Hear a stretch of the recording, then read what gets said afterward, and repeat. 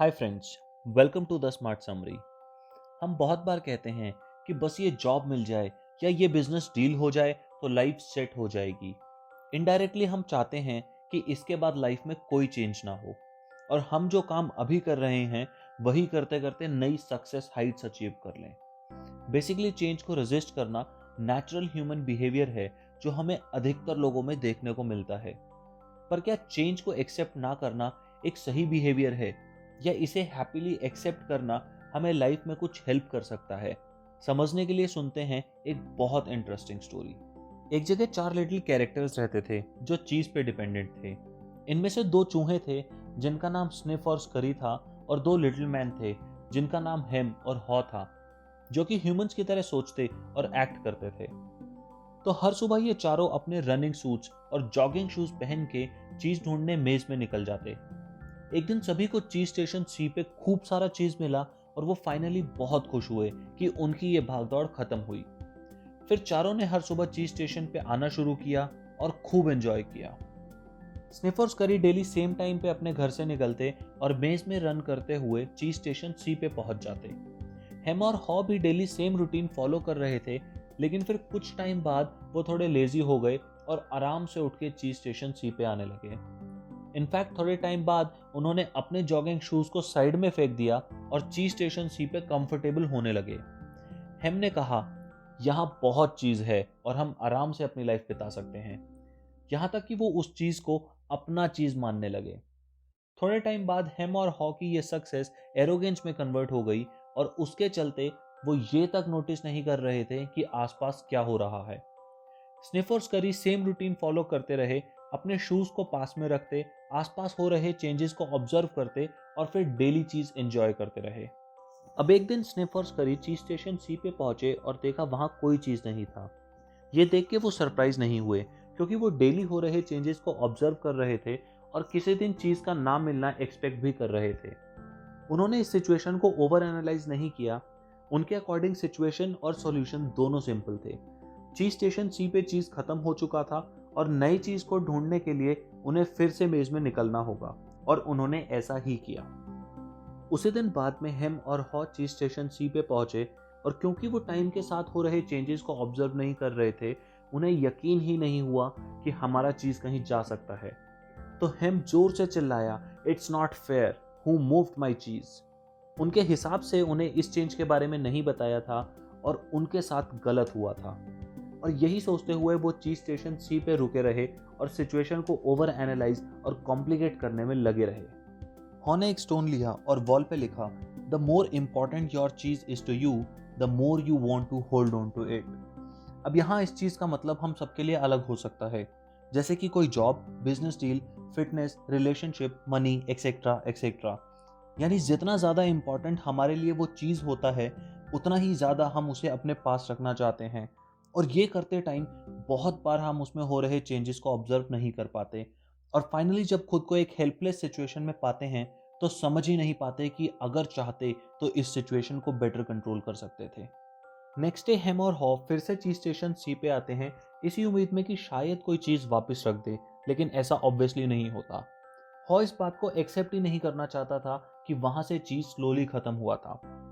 पर फिर जब उसे ध्यान आया तो उसने हेम से स्निफ और स्करी के बारे में पूछा, और हेम ने कहा कि वो सिर्फ चूहे हैं और जो होता है उस पर रिएक्ट करते हैं, इसलिए शायद यहाँ नहीं आए। वी आर लिटिल पीपल और हम उनसे ज्यादा स्मार्ट हैं।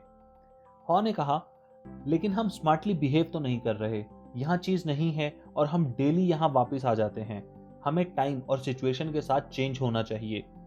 हेम ये सुनने को बिल्कुल तैयार नहीं था, और उसके हिसाब से वो अभी भी उस चीज के हकदार थे और वापस मिलना ही चाहिए था। इस बीच स्निफ और स्करी ऑलरेडी न्यू चीज को ढूंढने निकल चुके थे और वो पहुंचे चीज स्टेशन एन पे, जहां उन्हें बहुत सारा चीज मिला, इतना चीज जो उन्होंने लाइफ में कभी नहीं देखा था। यहाँ हेम और हॉ अभी तक चीज स्टेशन सी पे ही थे, स्लोली फ्रस्ट्रेट होने लगे और एक दूसरे को सिचुएशन के लिए ब्लेम करने लगे। लेकिन हॉ ने स्निफ और स्करी के बारे में सोचा तो उसे लगा कि शायद उन्हें अपना चीज मिल गया होगा। ये इमेजिन करके वो एक्साइटेड हुआ और उसने चीज स्टेशन सी को छोड़ के मेज में नया चीज ढूंढने का डिसाइड किया, जिस पर हेम ने उसे बोला कि वहां बहुत अंधेरा हो सकता है, हम गुम हो सकते हैं और हो सकता है कि हमें चीज ही ना मिले। हॉ ने कहा हम पहले भी ये कर चुके हैं और हम फिर से कर सकते हैं। हेम ने कहा कि मैं यहाँ बहुत कंफर्टेबल हूँ और मैं नहीं चाहता कि हम मेज में किसी अंधेरे कोने में गुम हो जाएं और भूखे ही मर जाएं। ये सब सुन के हॉ का डर वापस आ गया और वो दोनों फिर से डेली चीज स्टेशन पे आने लगे, इस उम्मीद में कि शायद उन्हें फिर से वहां चीज मिल जाए। हेम ने बोला कि हो सकता है किसी ने चीज छुपा दिया हो और हमें उसे ढूंढना चाहिए। तो हेम और हॉ दोनों जल्दी आने लगे, मेहनत से चीज स्टेशन सी पे चीज ढूंढने लगे, लेकिन उन्हें मिला कुछ भी नहीं। और इसके बाद हॉ को एक्टिविटी और प्रोडक्टिविटी में फर्क समझ आने लगा। थोड़े टाइम बाद हॉ को सिचुएशन और बेटर समझ आने लगी और वो जोर जोर से हंसने लगा और बोला हम डेली सेम काम कर रहे हैं और उम्मीद कर रहे हैं कि हमें कुछ नया मिले, जो कि या तो फनी है या बेवकूफ़ी। उसने खुद से पूछा कि हमें चीज़ मिलने की ज़्यादा चांसेस कहाँ पे हैं, इधर चीज स्टेशन सी पे या मेज में कहीं और जवाब क्लियर था। हॉ ने अपने माइंड में एक पिक्चर पेंट की जिसमें वो न्यू चीज को एंजॉय कर रहा था। इससे उसे मोटिवेशन मिली, लेकिन हेम ने उसकी फिर से एक ना सुनी और मेज में जाने से मना कर दिया। हॉ ने एक स्टोन लिया और वॉल पे लिखा, if you do not change you become extinct. हॉ को समझ आने लगा कि आपका डर सिर्फ इतना होना चाहिए कि आप सिचुएशन को वर्स्ट होने से बचाने के लिए कोई एक्शन ले, ना कि इतना कि वो हमें कोई एक्शन ही ना लेने दे। इसलिए उसने फाइनली चीज स्टेशन सी से जाने का डिसाइड किया और वॉल पे लिखा, what would you do if you were not afraid. यानी हम मोस्टली ये सोचते हैं कि चेंज का रिजल्ट बुरा ही होगा। अगर हमें ये डर ना हो तो हम सिचुएशन के साथ चेंज होने का डिसीजन जल्दी ले लेंगे। बहुत दिनों से चीज ना मिलने की वजह से हॉ वीक हो चुका था और मेज में चीज ढूंढना उसके लिए और मुश्किल। लेकिन वो ये भी समझ रहा था कि चीज स्टेशन सी में पड़े रहने से अच्छा है नया चीज ढूंढना। एटलीस्ट वो सिचुएशन का कंट्रोल ले सकता है और इसलिए उसने खुद से प्रॉमिस किया कि अगर कभी फिर से जरूरत पड़ी तो वो चेंजेस को जल्दी अडेप्ट करेगा। बेसिकली हॉ समझ चुका था कि कहीं पहुंचने के लिए कहीं से निकलना बहुत जरूरी होता है। सही टाइम पे निकल लेना चाहिए, वरना गिले शिकवे होने लगते हैं। हॉ ने यह भी डिसाइड किया कि आगे से वो हमेशा चेंजेस को एक्सपेक्ट करेगा, जिससे टाइमली डिसीजन ले पाए। और इसी के साथ उसने वॉल पे लिखा, smell the cheese often so you know when it is getting old. हॉ फाइनली मेज में एक जगह पहुंचा जहां उसे चीज की बहुत अच्छी स्मेल आई। वो एक्साइटेड होकर चीज स्टेशन के अंदर गया, लेकिन अंदर जाते ही निराश हो गया, क्योंकि वहां जो चीज था वो खत्म हो चुका था और बस कुछ टुकड़े ही बचे थे। उसे समझ आया कि बहुत बार हम खुद को चेंज करते हैं, लेकिन इतनी देर से कि हमें उसके मनचाहे रिजल्ट्स नहीं मिल पाते। और वो यूजुअली इसलिए होता है क्योंकि स्टार्टिंग में हम अपने कंफर्ट जोन से बाहर आने में बहुत हेजिटेंट होते हैं। अब हॉ को नया चीज नहीं मिला था, लेकिन फिर भी वो चीज ढूंढने के प्रोसेस को एंजॉय कर रहा था और खुश फील कर रहा था। इसलिए उसने वॉल पे लिखा, when you stop being afraid you feel good. हॉ ने खुद को अपना फेवरेट चीज एंजॉय करते हुए इमेजिन किया, जिससे उसकी जर्नी और इजी हो गई। जितना क्लियरली वो खुद को अपना फेवरेट चीज एंजॉय करते हुए इमेजिन करता, उतना ही उसे बिलीव होने लगा कि उसे अपना चीज जरूर मिलेगा। इसलिए उसने वॉल पे लिखा, इमेजिनिंग योरसेल्फ एंजॉयिंग न्यू चीज लीड्स टू इट। यानी हमें अपने गोल्स को विजुअलाइज करना चाहिए। जितना क्लियरली हम अपने आप को गोल्स अचीव करते हुए देख पाएंगे, उतना ही हम एनकरेज होंगे और राइट डायरेक्शन में मूव करेंगे। हॉ सोचने लगा कि उसे क्यों हमेशा लगता था कि चेंज से कुछ बुरा ही होगा। उसने कभी ये नहीं सोचा कि चेंज से लाइफ बेटर भी तो हो सकती है। और उसने प्रॉमिस किया कि जब भी कुछ चेंज होगा तो वो उन पॉसिबिलिटीज के बारे में सोचेगा जो लाइफ बेटर करेंगी।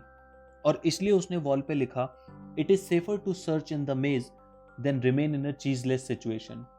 यानी जो डर हम अपने मन में बना लेते हैं वो सिचुएशन से भी ज्यादा खराब होता है और हमें आगे बढ़ने नहीं देता। हॉ के ये नए बिलीव्स अब नए बिहेवियर को एनकरेज कर रहे थे और उसका एटीट्यूड चेंज की तरफ इंप्रूव हो चुका था।